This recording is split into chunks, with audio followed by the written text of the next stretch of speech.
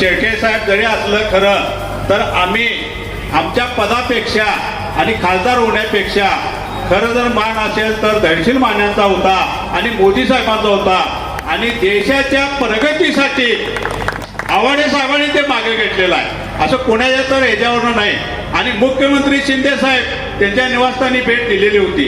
हे सत्य जरी असलं तर शिंदे साहेबांचा शब्द म्हणजे अंतिम शब्द होता, देवेंद्र फडणवीसचा शब्द म्हणजे अंतिम शब्द होता।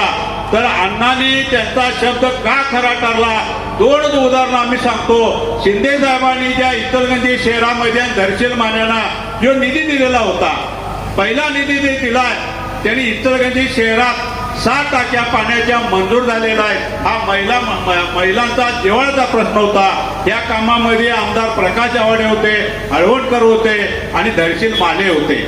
मी मुद्दाम उल्लेख करतो, अमृत भोसल्यांच्या भागामध्ये चंद्र रोडला पाण्याची फार अडचण, गाव भागामध्ये आमच्या जयभवानीमध्ये फार पाण्याची अडचण, इचलकरंजीमध्ये पाण्याच्या फार अडचणी होत्या। त्याला 78 कोटी रुपये अण्णांच्या पत्रावर शिंदे साहेबांनी डोळे झाकून सही केले। हे कौतुक शिंदे साहेबांचं आहे, मुख्यमंत्र्यांचं कौतुक आहे। म्हणून शिंदेच्या शब्दाला आव्हाड्याने मान दिला, मान द्यायचा का नाही हे सुद्धा अण्णांनी मोठ्या मनानं सांगितले। माझ्या गावचा प्रश्न सुटतोय, मी त्याच्यासाठी मी मागे घेतो आणि धैर्यशील मान्यांना आम्ही ताराराणीचा आम्ही प्रचंड पाठिंबा देतो। दुसरा प्रश्न की त्यांनी जे पाईपलाईन आता आमची मजलेवाडीची लाईन आहे ही टाकून 20 वर्ष झालेले आहेत, त्याचे मधल्या काळात पैसे परत गेलेले होते। त्याला ज्या वेळेला लिकेज झालं, एकदा लिकेज झाली की 4 दिवस गावाला पाणी येत नाही। मी मुद्दाम लोकांना याचा खुलासा करतो।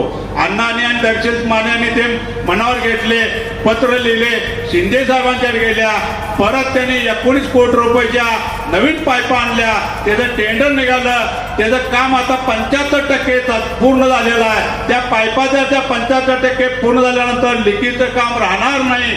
म्हणून अण्णांनी केलेल्या कामावर 78 कोटीवर शिंदे साहेबांनी दिलेले मंजुरीच्या पत्रावर म्हणून शिंदे साहेबांचं कौतुक मी मुद्दाम जाहीर सभेमध्ये करतो।